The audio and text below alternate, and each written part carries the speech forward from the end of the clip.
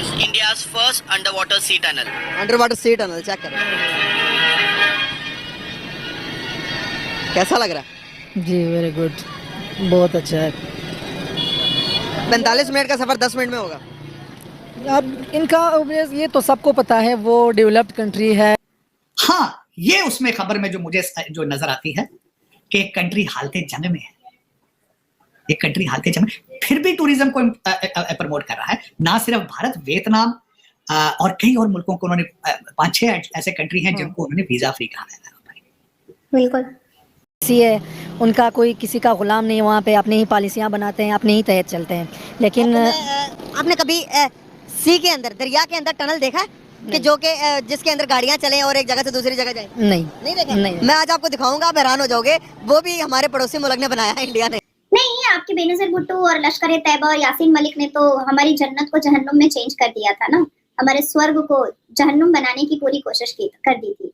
और बेनज़ीर भुट्टो, लश्कर ए तैयबा और यासीन मलिक ने कश्मीरी बेटियों को जन्नत का 72 वर्जिन हूर समझ लिया था। अब जाकर के कश्मीर स्वर्ग हुआ है, अब जाकर के मोदी जी के और अमित शाह जी के नेतृत्व में स्वर्ग बना है। नहीं, बलूचिस्तान के अंदर जो बम ब्लास्ट हो रहे हैं और अगले दिन जिस तरीके से अगलों ने आके डेरा इस्माइल खां के अंदर आपके थाने के ऊपर कब्जा करके आपके 10 वो पुलिस वालों को मार के गए हैं, वहां टूरिज्म कौन आए? तो पाकिस्तानी जान बचा के भाग रहे हैं। आप कहते हैं टूरिस्ट तो वहां पे आए, टूरिस्ट वहां पे।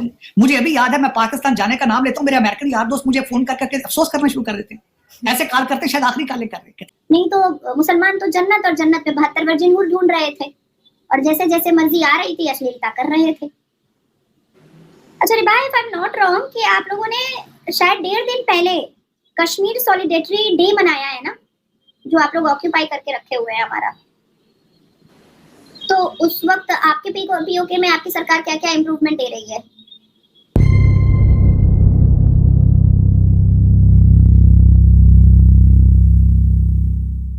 में होगा। अब इनका ये तो सबको पता है, वो डेवलप्ड कंट्री है, उनके हर चीज़ अपने तहत करने हैं, ना किसी का ग़ुलाम है। जिस तरह हम यहाँ पे, एक तो हमारी ऊपर से अमेरिका से ऊपर अगर पर्ची नहीं आई तो हम कुछ भी नहीं कर सकते हैं। फिर इससे बढ़कर नीचे हम इत्तेफाक है ही नहीं। एक जो हाँ, हर कोई अपना कहता है कि यार मैंने वो करना है, ये करना है, ये सब लड़ते हैं। फिर जब कोई आता है इसके तहत एक हो जाते हैं, फिर जब वोटिंग आते हैं फिर एक दूसरे के गालम गलोच होते हैं। तो मेरे ख्याल से अगर डेवलपमेंट करनी है तो कौम को आपने अपने इत्मीनान में लेना होगा। यहाँ पे पाकिस्तान में निज़ाम ही उल्टा है। सच्चा इंसान यकीन मानो वो नहीं चल सकता है मेरे नज़र से।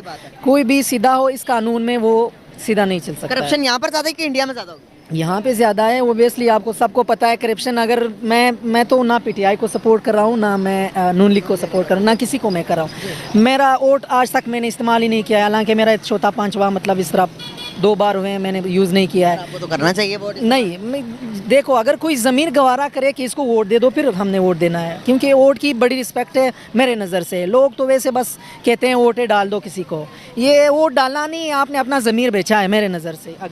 अगर बात करें इंडिया के पॉलिटिशियंस, क्या हमारे पॉलिटिशियंस ज़्यादा मुखलिस है अपने मुल्क के लिए? जी बहुत मुखलिस है। मिसाल बताएं, समझाएं। मिसाल इंडिया की तो मैं आपको ये कह सकता हूँ कि मेरे स्पोर्ट्स में, क्योंकि मैं स्पोर्ट्समैन हूँ, हाँ, मैं तरक्की का अंदाज़ा मैं इस चीज़ से लगा सकता हूँ। स्पोर्ट्स पे मतलब जो मैं देखता हूँ अक्सर इसके न्यूज़ वगैरह, तो स्पोर्ट्स से हमसे बहुत से आगे हैं और डेवलपमेंट में हमसे बहुत ज़्यादा आगे हैं। उनकी पॉलिटिशियन जिस तरह, यानी इनका जो सेम ये रूल अपला वहाँ पे चलता है। वहाँ पे डेमोक्रेसी एक किस्म की जो प्योर डेमोक्रेसी है वो वहाँ पे आपको मिलेगी। हाँ, लेकिन यहाँ पे तो आप देख लो ना। पॉलिटिशियन नरेंद्र मोदी के बारे में आपके क्या ख्यालात हैं, जो कि वो अपने मुल्क के लिए मुखलिस है या नहीं है? वो अपने दुश्मनों के साथ कैसा रहता है, कैसा ट्रीट करता है उनको? क्या सीखना चाहिए उनसे, क्या नहीं सीखना चाहिए, क्या कहना चाहेंगे? सीखना यही चाहिए कि जो कौम के लिए सोचता है नरेंद्र मोदी, जो जहाँ तक मैंने देखा है वो बिल्कुल अपने कौम के ऊपर खड़ा है। इसने पूरे इंडिया को एक ही नज़र से उठाया है, एक ही नज़र से पूरे इंडिया को देखता है। मैम अगर वहाँ के आवाम से पूछा जाए तो इम्प्रूवमेंट तो दूर की बात है, वहाँ पे के आवाम को बिजली नहीं ठीक से मिल रही है। इवन के रिसोर्सेज जो हैं वो कश्मीर से ही आते हैं और हम उन्हीं से बिजली प्रोड्यूस करके उन्हीं को ही बहुत महंगे दामों बेच रहे हैं। ये एक फ्लॉ है, इसको मैं एक्सेप्ट करती हूँ। तो मुश्किलात का तो सामना है, महंगाई तो बढ़ती जा रही है दिन ब दिन। यहाँ पर जो फैक्चुअल बातें हैं वो फैक्चुअल बातें हैं। For me it's not shocking news. मैं ये बात जानती थी पर आपके मुंह से मुझे निकलवाना था कि बेचारे बिजली, पानी, हॉस्पिटल, स्कूल, कॉलेज के लिए भी तड़प रहे हैं, परेशान है। जैसे किसी को कैद में रखा जाता है ना, किसी को जेलबंदी बना करके रखा जाता है और उसको जितनी भी तकलीफ दो वो कम होती है जो मतलब कैद में रखता है। तो उस हिसाब से आप लोगों ने पीओके को एक कैद बनाया है और आपकी आर्मी और आपके जो सरकार है वो पीओके के लोगों को तकलीफ दे रही है।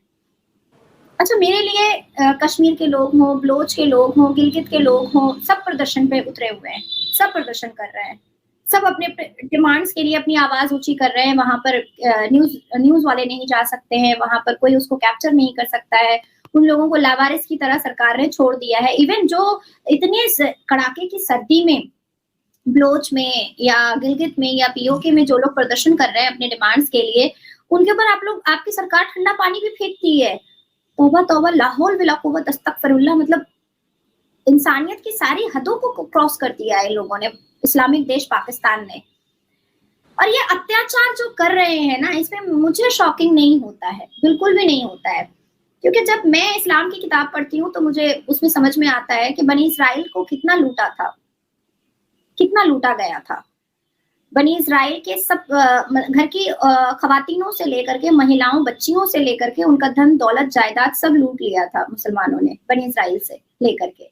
और अब तक इसराइल को लूटने के लिए हमास और फलस्तीन परेशान है। अब तक 1450-1500 साल हो गया है, पर मानसिकता वहीं की वहीं है। अल्लाह अकबर के नारे पर नमाज का तहलीमा भी बांधना है मुसलमानों को, अल्लाह अकबर के नाम पर बम भी फोड़ना है मुसलमानों को, अल्लाह अकबर के नाम पर बलात्कार भी करना है मुसलमानों को, अल्लाह अकबर के नाम पर गला भी रेतना है मुसलमानों को। पर इम्प्रूवमेंट के बारे में बात करोगे तो इस्लाम खतरे में आ जाए। नमस्कार दोस्तों, भारत में यातायात सुविधाएं निरंतर प्रगति पर हैं। अब समंदर के अंदर आवाजाही की सुविधा विकसित की जा रही है। कोलकाता में अंडर वाटर मेट्रो तो मुंबई में अंडर वाटर टनल बन रहा है। देश की आर्थिक राजधानी मुंबई में इसी साल नवंबर में अंडर वाटर टनल की शुरुआत होने जा रही है।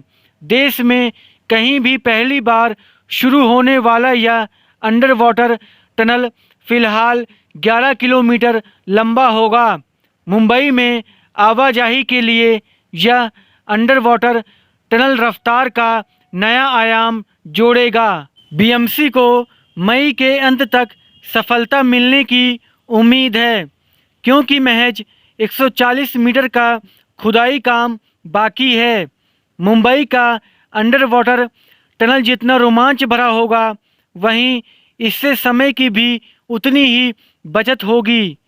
इसके शुरू होने से गिरगांव से वर्ली तक का 45 मिनट का सफ़र केवल 10 मिनट में तय किया जा सकेगा। वास्तव में यह तटकीय सड़क परियोजनाओं का सिर्फ एक हिस्सा है।